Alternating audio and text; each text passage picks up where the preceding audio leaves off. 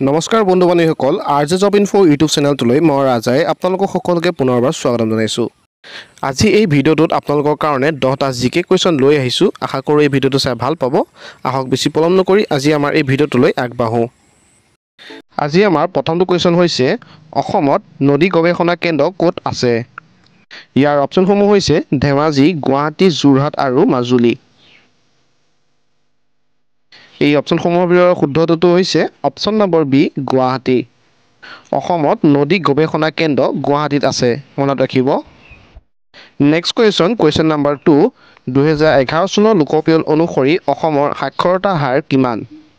এইটো এটা খুবেই গুৰুত্বপূৰ্ণ কুৱেশ্যন। এনেধৰণৰ কুৱেশ্যনসমূহ এক্সামত দেখা পোৱা যায়। এই অপশ্যনসমূহৰ ভিতৰত শুদ্ধটো কোনটো হ'ব? ইয়াৰ ভিতৰত শুদ্ধটো হৈছে অপশ্যন নম্বৰ চি 72.19%। মনত ৰাখিব 2011 চনৰ লোকপিয়ল অনুসৰি অসমৰ সাক্ষৰতা হাৰ কিমান আছিলে? 72.19%। এইখিনিতে আপোনালোকে এইখিনি কথাও জানি লওক যে অসমৰ পুৰুষৰ সাক্ষৰতা হাৰ কিমান। ইয়াৰ পুৰুষৰ সাক্ষৰতা হাৰ হৈছে 77.85% আৰু মহিলা সাক্ষৰতা হাৰ হৈছে 66.27%। নেক্সট কুৱেশ্যন নম্বৰ 3, বগীবিল দলঙৰ মুঠ দৈৰ্ঘ্য কিমান? এক্সামত অসমৰ দলংসমূহৰ ওপৰতো কুৱেশ্যনসমূহ আহিব পাৰে। সেয়েহে যদি আপোনালোকৰ প্ৰয়োজন হয় তেতিয়াহ'লে আপোনালোকে কমেণ্ট বক্সত কমেণ্ট কৰি জনাব। মই অসমৰ দলংসমূহৰ ওপৰতো এটা ভিডিঅ' বনাই দিবৰ কাৰণে চেষ্টা কৰিম। এই কুৱেশ্যনটো অপশ্যনসমূহৰ ভিতৰত কোনটো শুদ্ধ হ'ব? ইয়াৰ ভিতৰত শুদ্ধ এনচাৰটো হৈছে অপশ্যন নম্বৰ এ 4940 মিটাৰ বগীবিল দলঙৰ মুঠ দৈৰ্ঘ্য হয়, মনত ৰাখিব। নেক্সট কুৱেশ্যন নম্বৰ 4, বিশ্ব বাণিজ্য সংস্থা কেতিয়া প্ৰতিষ্ঠা কৰা হৈছিল? ইয়াৰ অপশ্যনসমূহ হৈছে 1995, 1948, 1999 আৰু 1983। এই কুৱেশ্যনৰ অপশ্যনসমূহৰ ভিতৰত শুদ্ধটো কোনটো হ'ব?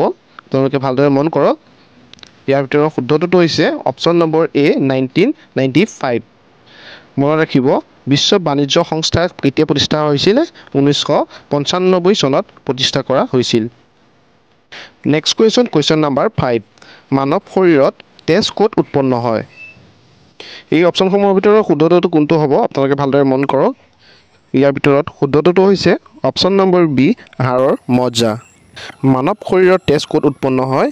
মানৱ শৰীৰত তেজ উৎপন্ন হাড়ৰ মজ্জাত হয়, মনত ৰাখিব। নেক্সট কুৱেশ্যন নম্বৰ 6, স্বাধীনতা আন্দোলনৰ সময়ত অসমৰ স্বৰাজ পাৰ্টীৰ সভাপতি কোন আছিল? এই অপশ্যনসমূহৰ ভিতৰত শুদ্ধটো হৈছে option number C Tarun Ram Phukan.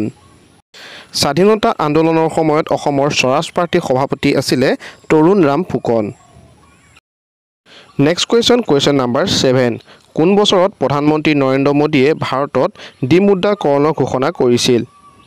এইটো এটা খুবেই গুৰুত্বপূৰ্ণ কুৱেশ্যন। আপোনালোকে ইয়াৰ অপশ্যনসমূহ চাওক। ইয়াৰ অপশ্যনসমূহ হৈছে 2018 চনত, 2016 চনত, 2014 চনত আৰু 2012 চনত। ইয়াৰ অপশ্যনসমূহৰ ভিতৰত শুদ্ধটো কোনটো হ'ব? ইয়াৰ ভিতৰত শুদ্ধটো হৈছে অপশ্যন নম্বৰ বি 2016 চনত। নৰেন্দ্ৰ মোদীয়ে ভাৰতত ডিমুদ্ৰাকৰণ ঘোষণা কেতিয়া কৰিছিলে? 2016 চনত কৰিছিল। খুবেই গুৰুত্বপূৰ্ণ কুৱেশ্যন, মনত ৰাখিব। নেক্সট কুৱেশ্যন নম্বৰ 8, কোনখন ৰাজ্যত আটাইতকৈ দীঘল উপকূল আছে? ইয়াৰ অপশ্যনসমূহ হৈছে অন্ধ্ৰপ্ৰদেশ, মহাৰাষ্ট্ৰ, গুজৰাট আৰু কৰ্ণাটক। এই অপশ্যনসমূহৰ ভিতৰত শুদ্ধটো হৈছে অপশ্যন নম্বৰ চি গুজৰাট।